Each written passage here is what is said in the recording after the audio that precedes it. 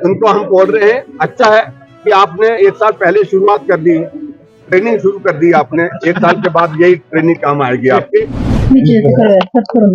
हिमाचल प्रदेश सरकार को 4 वर्ष का कार्यकाल होने वाला है, लेकिन 4 वर्ष के कार्यकाल में अपनी कोई भी योजना जनहित की शुरू नहीं कर पाई। अभी तक पौने 4 साल के कार्यकाल में पूर्व सरकार की जो जनहित की योजना थी, उन योजनाओं को एक एक को बंद करने के लिए साजिश की जाएगी। और उसी दृष्टि से हम इस बात को देखें कि आज स्वास्थ्य की सुविधाएं पूरी तरह से प्रदेश के अंदर चरमरा गई। एक तरफ से मुख्यमंत्री जी बार बार कहते हैं कि हम high and health services provide करने के लिए आगे बढ़ रहे हैं। अब उसमें हम एक चीज को देख रहे हैं कि हाई एंड हेल्थ सर्विसेज देने की बातें तो की जा रही है, मशीनें महंगी महंगी खरीदी जा रही हैं, लेकिन आदमी जमीन पर जो है बिना दवाई के, बिना इलाज के तड़प तड़प करके मर रहा है,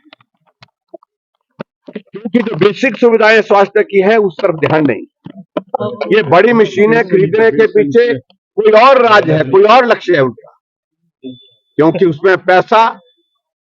जो खरीदने के लिए लगाया जाता है उसकी एवज में सरकार क्या हासिल कर रही है, सरकार के नेता, सरकार के अधिकारी क्या हासिल कर रहे हैं, ये पूरा प्रदेश अच्छी तरह से जानता है। नियम 130 के अंतर्गत स्वास्थ्य सेवाओं पर सदन के अंदर चर्चा चल रही है, और आज हमने इस बात को लेकर के जहां प्रदर्शन रखा कि जो योजना, जिस योजना के माध्यम से हिमाचल प्रदेश में लाखों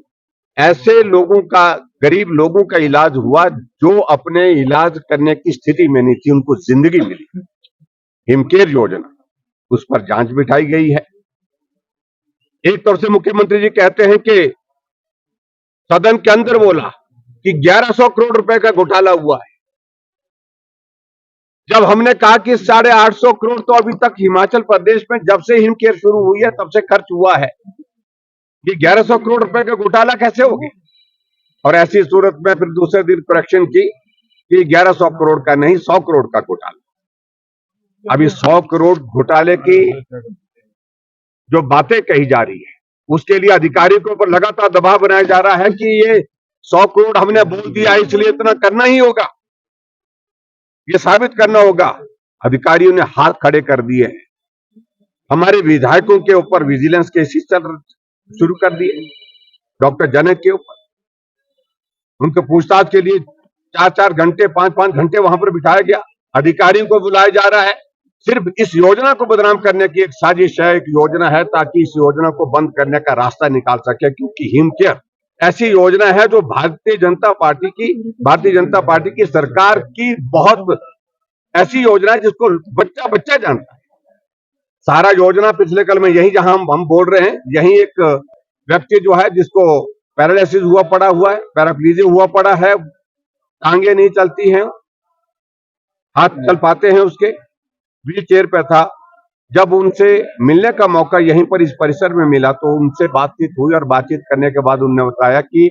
सहारा योजना मिलती थी, लेकिन जब से कांग्रेस की सरकार आई है तब से सहारा योजना का पैसा बंद कर दिया। एक सहारा योजना का एक मरीज मेरे घर में आया, उसकी परिवार के लोग उसको गाड़ी में बिठा करके, वो चल भी नहीं सकता है, ना हाथ चलते हैं ना पांव चलते हैं, ऐसी स्थिति में एक्सीडेंट के बाद उसकी स्थिति है। मुझे कहा कि गाड़ी के पास चलो, मैं गाड़ी के पास गया तो जब देखा कि उस गाड़ी के अंदर एक मरीज है, तो मैंने जब उनसे पूछा, मैंने कहा इनको क्यों लाए, ये चल नहीं सकते हैं? बोलते हमें मालूम है चल नहीं सकते, हम उठा करके गाड़ी में यहां पर इसलिए लाए हैं क्योंकि सरकार ने इनको सहारा योजना का पैसा बंद करने के लिए इनको मृत घोषित कर दिया हुआ है, डॉक्यूमेंटेड है वो, मैंने वो डॉक्यूमेंट प्रोवाइड भी किया है। तो ये स्थिति हिमाचल प्रदेश में है। आज रोबोटिक सर्जरी की बातें हो रही है, आज टेक्सासी MRI की बात हो रही है, लेकिन उसके बावजूद बेसिक सुविधाएं हिमाचल प्रदेश में जो स्वास्थ्य की जिस प्रकार से उपलब्ध होनी चाहिए गरीब लोगों के लिए, क्योंकि जिंदगी से महत्वपूर्ण आदमी के लिए कुछ भी नहीं होता है, जिंदगी रहेगी तो सब रहेगा, लेकिन यहां सिर्फ बातें और सिर्फ बातें, और झूठा प्रचार जो भारतीय जनता पार्टी की सरकार की उन योजनाओं की, जनहित की योजनाओं के खिलाफ जिस प्रकार से चलाया है, इसलिए आज हमने इस मुद्दे को लेकर के जहां विधानसभा के अंदर नियम 130 पर चर्चा हो रही है, सदन के बाहर जहां पर अपना पक्ष रखा है, आप मीडिया वालों के सामने कि बदले की भावना से हिमाचल प्रदेश में जो सुप्रीम सरकार ने लगातार एक अभियान चलाया है, भाजपा के खोले हुए संस्थान बंद, भाजपा की योजनाएं जो चली हुई जनहित की उन योजनाओं को बंद,